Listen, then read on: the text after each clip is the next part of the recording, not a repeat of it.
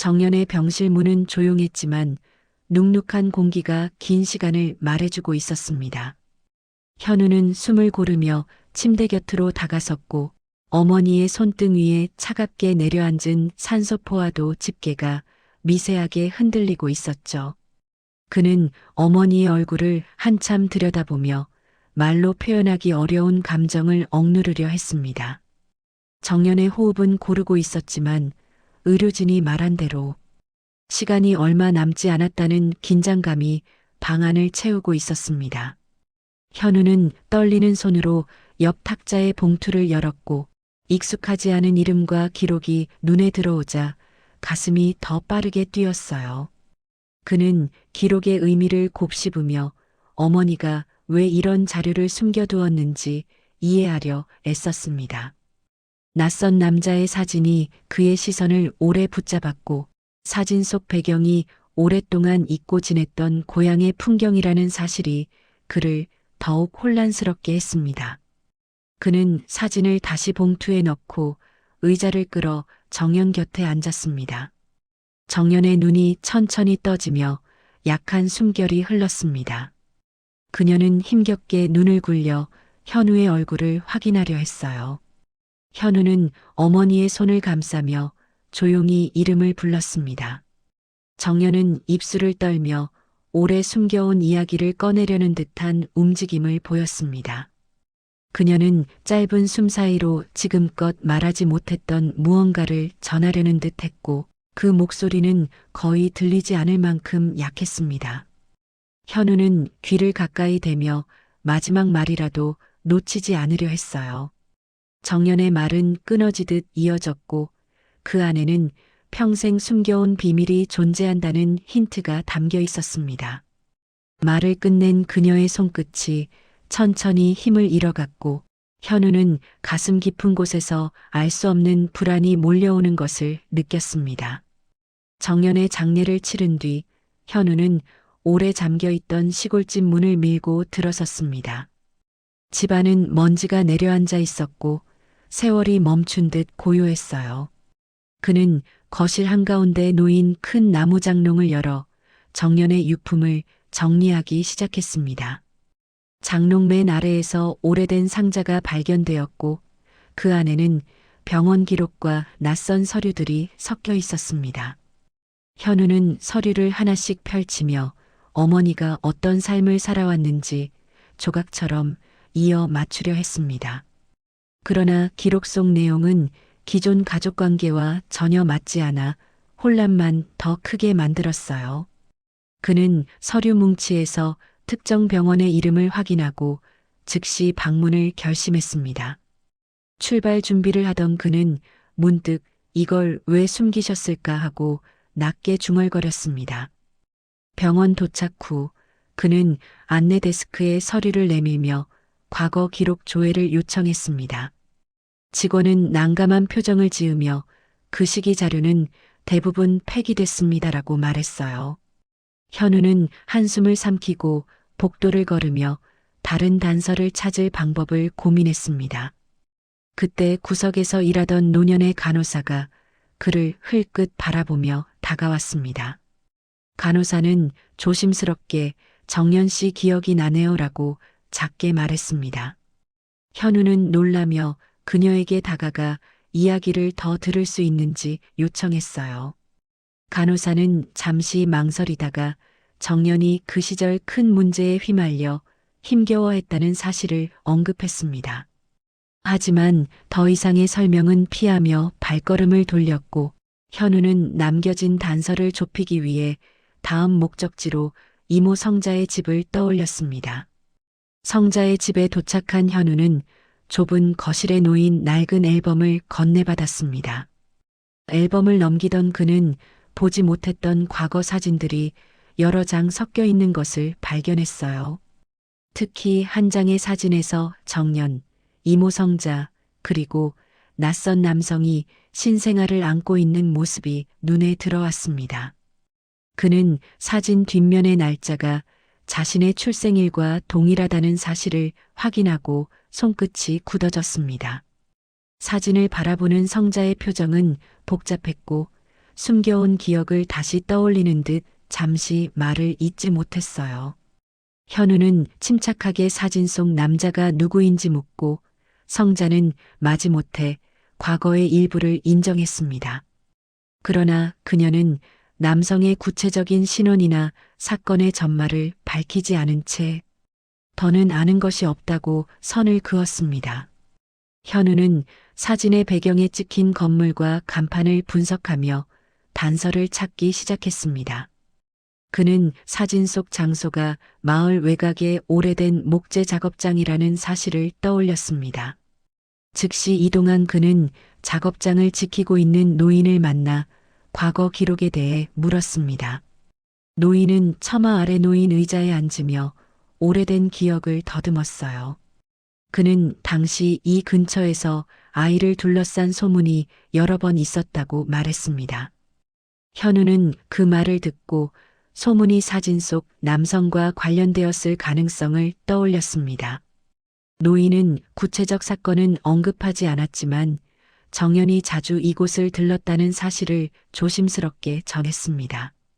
현우는 이 정보가 의미하는 바를 곱씹으며 기록과 사진을 다시 비교했습니다. 그리고 이 남성이 어머니가 숨기려 했던 진실과 깊이 연결되어 있음을 확신하기 시작했습니다. 현우는 더 깊은 단서를 찾기 위해 정연의 과거 직장 동료였던 박 씨를 찾아갔습니다.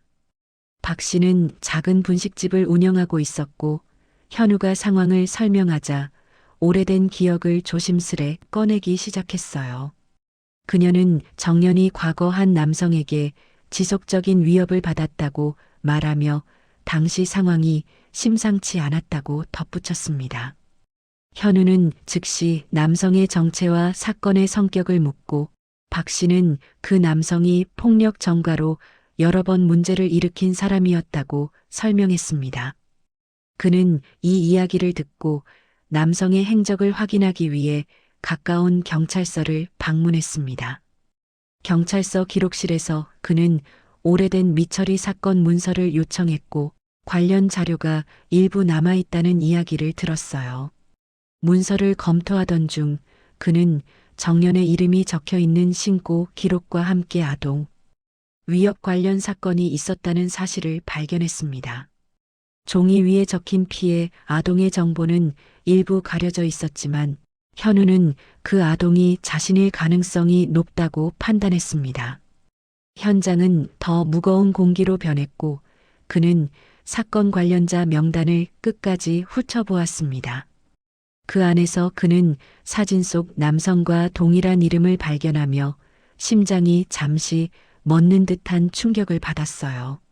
남성의 기록을 더 들여다본 그는 그가 사건 발생 후 얼마 지나지 않아 교통사고로 사망했다는 사실을 확인했습니다. 경찰은 이 사건을 더 이상 추적하지 않았고 기록 역시 깊이 다뤄지지 않은 채 보관되어 있었습니다. 현우는 어머니가 왜 이 사실을 숨겼는지 이해하려 애쓰며 기록을 조심스레 접었습니다. 정연이 자신을 지키기 위해 많은 것을 감수했을지도 모른다는 생각이 떠올랐어요. 그는 기록실을 나오며 어머니의 마지막 말이 어떤 의미였는지 다시 떠올렸습니다. 그리고 이제는 진실에 한 걸음 더 다가섰다는 사실을 느끼며 다음 단계를 준비했습니다. 현우는 남성의 사고 장소를 확인하기 위해 오래된 국도 끝자락으로 향했습니다. 그는 주변 가게에서 당시를 기억하는 주민을 찾아 질문했고 한 노인이 조심스레 입을 열었어요. 노인은 사고 전날 남성이 아이를 데려가려 한다는 소문이 마을에 퍼져 있었다고 말했습니다. 현우는 주민의 증언과 경찰 기록을 대조해 사건의 흐름을 하나씩 정리했습니다. 정연이 신고를 했지만 명확한 증거 부족으로 처리되지 못했고 그 과정에서 큰 충격을 받았다는 사실도 확인됐습니다. 그는 이 정보들을 조합하며 정연이 왜 기록을 일부 숨기거나 바꿔야 했는지 이해하기 시작했어요. 그 시절 정연은 남성의 위협에서 자신을 보호하기 위해 극단적인 선택을 했을 가능성이 커 보였습니다. 현우는 새로운 단서를 확보하기 위해 성자를 다시 찾아가기로 마음먹었습니다. 성자의 집에 도착하자 그녀는 이전보다 덜 완강한 태도로 현우를 맞이했습니다. 현우가 조사 내용을 차분히 설명하자 성자는 이미 감당하기 어려운 비밀을 오래 품고 있었다는 듯 깊은 숨을 내쉬었어요.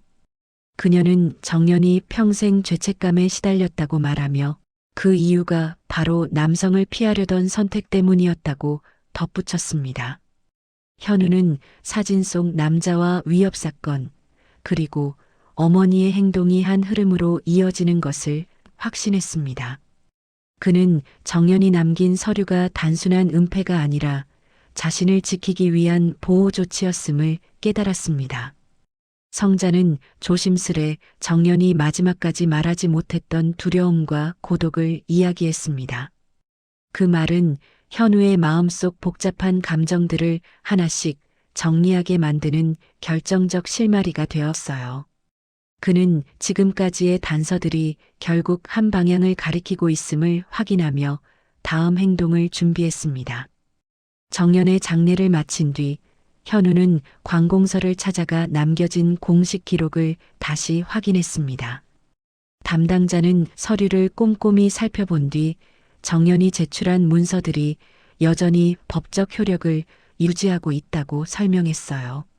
현우는 기록의 오류를 바로잡아야 할지 고민했지만 어머니가 왜 그런 선택을 했는지 다시 생각하게 됐습니다. 정연이 법적 위험을 감수하면서까지 자신을 보호하려 했다는 사실이 점점 명확해지고 있었죠. 관공서를 나선 그는 사건 전체를 정리하기 위해 다시 시골 마을로 내려갔습니다. 이모 성자와 주변 주민들을 찾아다니며 여러 진술을 모았고 오래된 소문들이 실제와 다르게 왜곡되었다는 사실도 확인했어요. 주민들은 시대의 분위기와 어른들의 판단이 한 아이를 둘러싼 불안과 오해를 키웠다고 덧붙였습니다. 현우는 정연이 평생 감당해야 했던 압박과 두려움이 개인의 문제가 아니라 환경이 만든 굴레였음을 이해했습니다. 그는 집으로 돌아와 사건의 흐름을 문서로 정리하기 시작했습니다.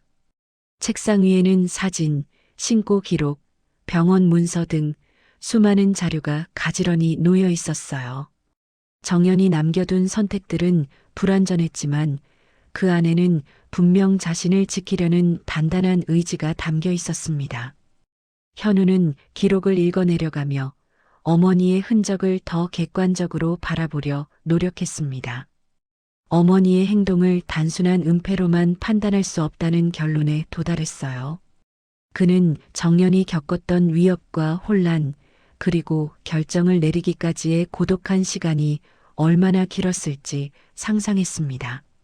창밖에 희미한 햇빛이 방 안으로 스며들며 오래된 집안을 부드럽게 비췄습니다.